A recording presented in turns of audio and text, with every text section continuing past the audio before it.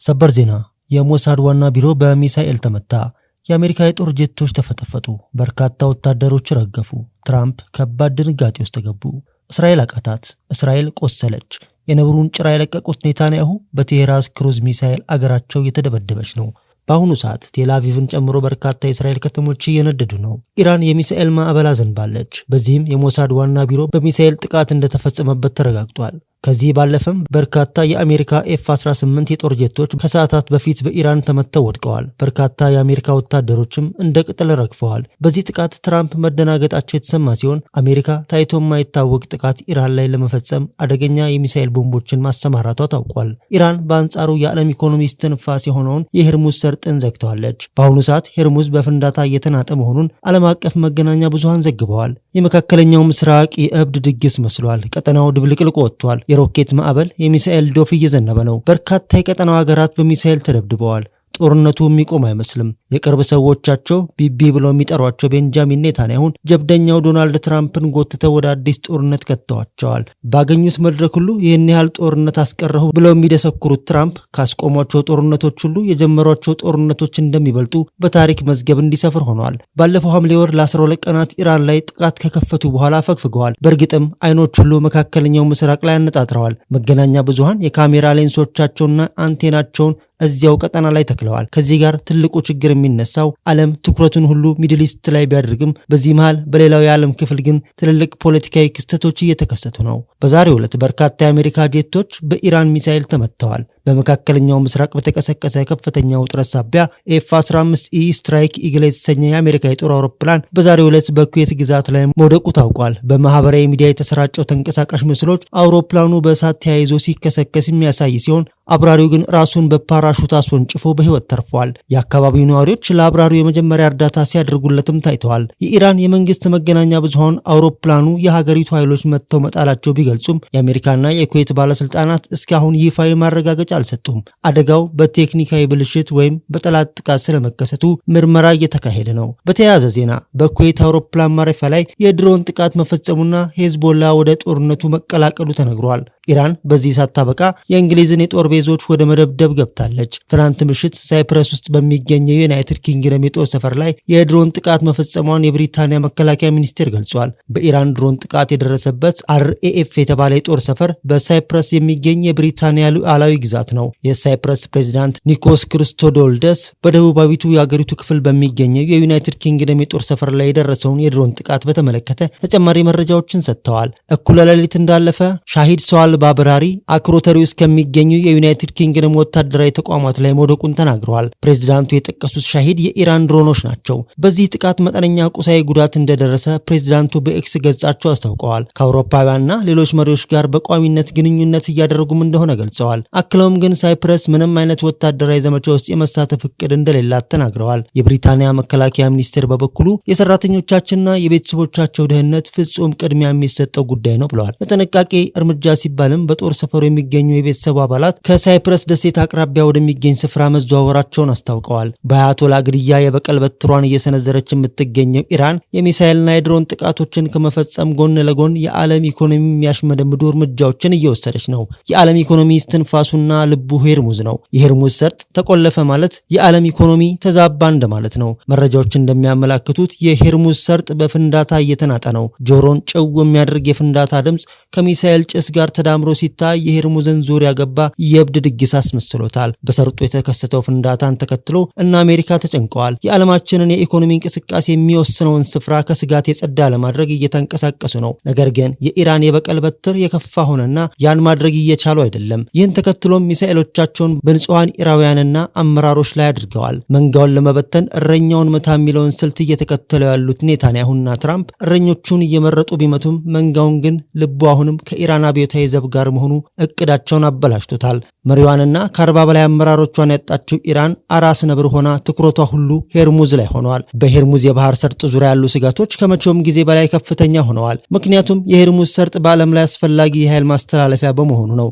ዘ ኢኮኖሚስት እንዳስነበበው 1/5 ያህሉ የዓለም የነዳጅ የዘይት ፍጆታና ከሩብ በላይ የሚሆን ፈሳሽ የተፈጥሮ ጋዝ በዚህ ጠባብ መስመር ውስጥ ይጓጓዛል። በባህር ሰርጥ ላይ በሚከሰት ማንኛውም አይነት መስተጓጎል በዓለም አቀፍ ደረጃ የነዳጅ አቅርቦት ላይ ከፍተኛ ከፍተኛ መዘግየቶች ሊያስከትል ይችላል። ታይም ድረገጽ ላይ ያገኘነው መረጃ እንደሚያሳየው ወሳኝ የነዳጅ መስመር በማለት የሆርሙዝን ባህር ወሽመጥን የጠራው የአሜሪካ ኢነርጂ መረጃ አስተዳደር እንደገለጸው 20 ሚሊዮን በርሜል ነዳጅ ዘይት በየቀኑ በባህር መስመሩ ይጓጓዛል። ከኩዌት፣ ከኢራቅ፣ ከሳውዲ አረቢያ፣ ከኳታርና ከተባበሩት አረብ ኤሚሬቶች የሚላኩ አብዛኞቹ የነዳጅ ምርቶች እንዲሁም ኢራን ወደ ውጭ የምትልካቸው ሌሎች ምርቶች የሚሸጋገሩበት ነው። 20 በመቶ የሚጠጋው የዓለም ፈሳሽ የተፈጥሮ ጋዝም በአብዛኛው ከኳታር ወደ ውጭ የሚላከውም በሆርሙዝ ሰርጥ በኩል ነው። በዓመት ወደ 600 ቢሊዮን ዶላር የሚገመት የነዳጅ ንግድ በባህር መስመሩ ላይ ይጓጓዛል። ኢራን የሆርሙዝን የባህር ወሽመጡን ሰሜናዊ ክፍል ተቆጣጥራለች። ይህን መተላለፊያ በየቀኑ ጉልህ የሆነ የዓለም አቀፍ ንግድ ይሳለጥበታል፣ ያልፍበታል። አሁን ላይ ኢራን መርከቦቹን እንዳያልፉ እየከለከለችና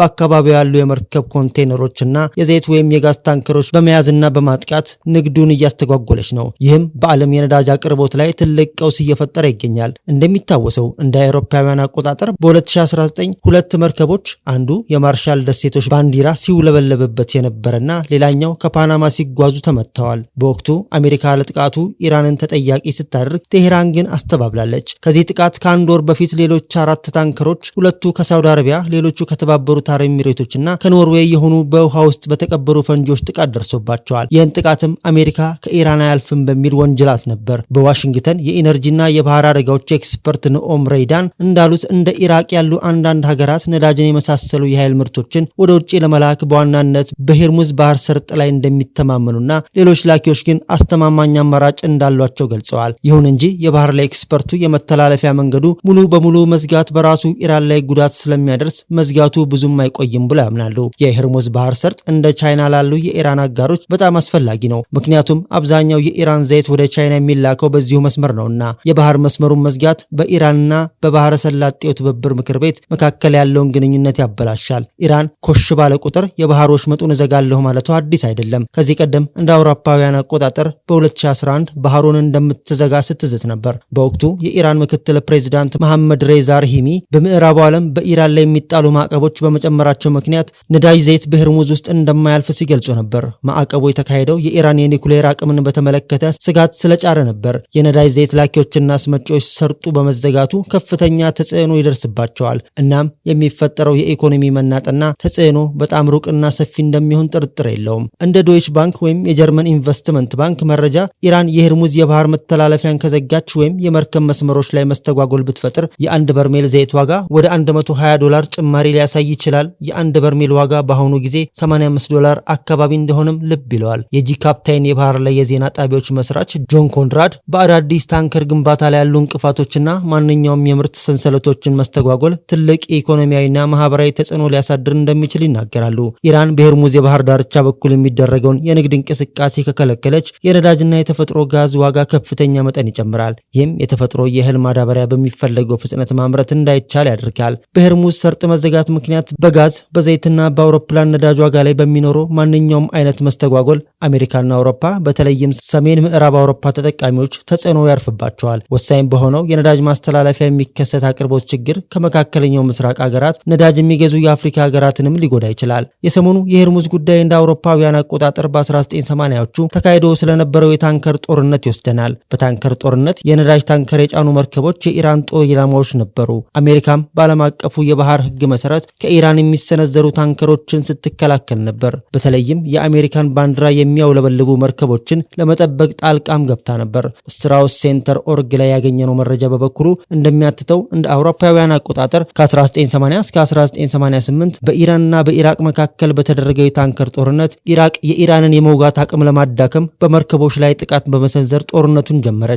መጀመሪያ ላይ ወታደራዊ ቁሶች የጫኑ መርከቦች ላይ ብቻ ነበር ጥቃት የሰነዘረችው። በኋላ ግን ማንኛውንም የኢራንን ወደ ውጭ የሚላኩ መርከቦችን ማጥቃት ቀጠለች። ኢራንም የኢራቅ የንግድ አጋሮች የሆኑትን መርከቦች ጨምሮ ኢራቅን ለመደገፍ ብድር የሰጡ ሀገራትን በማጥቃት አጸፋ መለሰች። በታንከር ጦርነት ወቅት ከተጠቁት መርከቦች ውስጥ 61 በመቶ የነዳጅ ታንከሮች ነበሩ። መጀመሪያ ላይ የታንከር ጦርነት የንግድ መርከቦች 25 በመቶ እንዲቀንሱ አድርጓል። የድፍድፍ ዘይት ዋጋ ላይ ከፍተኛ ጭማሪን አስከትሏል። ይህ በእንዲህ እንዳለ የታንከር ጦርነት የነዳጅ ጭነትን በእጅጉ እንዳስተጓጎለ የሚናገሩም አሉ።